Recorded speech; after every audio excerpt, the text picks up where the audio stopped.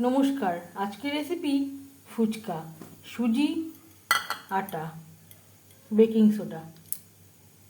আধ ঘন্টা রেস্টে রেখে দেবো।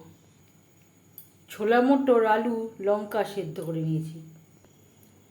ভাজা জিরে গুঁড়ো, বিট লবণ, লঙ্কা, আলু, ছোলা, তেঁতুল গোলা জল দিয়ে একসাথে মেখে নেব।